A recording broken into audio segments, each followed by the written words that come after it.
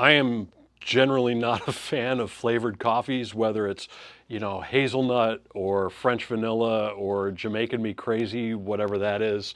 Um, the way those are done after coffee's roasted, as it's coming out of the coffee roaster into the cooling bin, they'll dump a flavored syrup on it and it adheres to the coffee, and that's what gives it the flavor. It's not naturally flavored.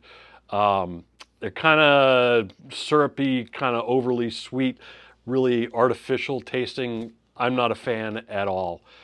We've talked about in the past flavor notes, like on a coffee bag versus flavored coffees. So you can check out the link to that video as well.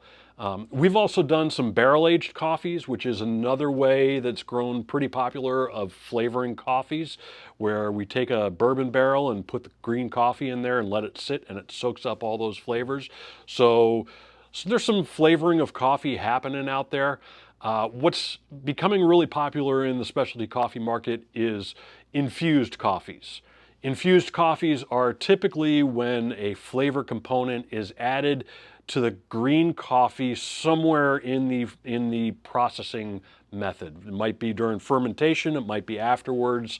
One of the more famous ones was some anaerobic coffee that was on the market, anaerobically fermented coffee, where cinnamon was added in there, so you get a real cinnamon note to your roasted coffee when it's all done.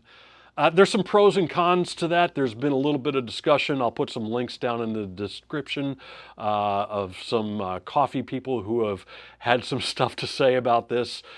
In my opinion, as long as we're transparent about what's happening with these coffees and we don't have farms trying to pass off regular coffee when actually it's been infused, I'm generally okay with the whole thing. It's an interesting way to bring another flavor component into coffee.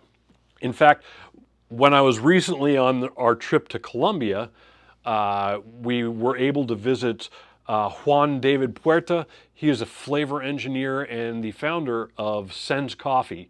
And he has come up with a method that he calls osmotic dehydration.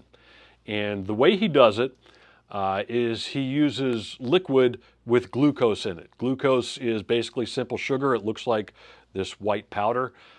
Pay no attention to the fact that we are tasting white powder while we're in Colombia.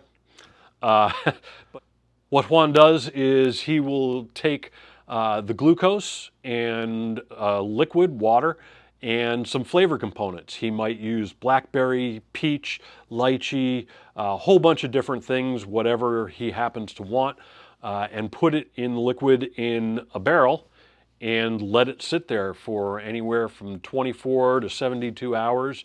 And osmosis happens.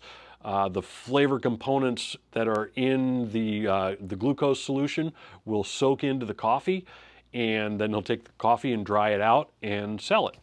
And what we've found is that it gives a really fantastic, nice flavor profile to that coffee.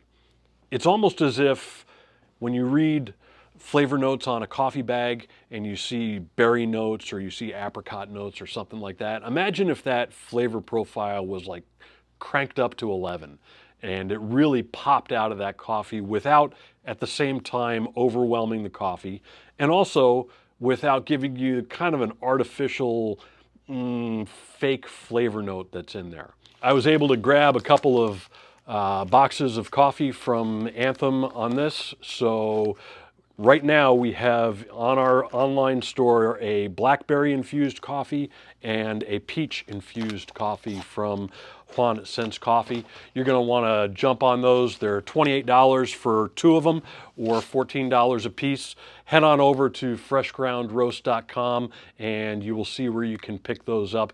I've only got about 50 bags of each, so you're definitely going to want to jump on this as quickly as possible. We'll be following up in the next week or so with some great recipe ideas, how to brew this coffee. Iced coffee, this is going to be absolutely fantastic. I'll just throw that out there as a little teaser. So freshgroundroast.com and look for the infused coffees.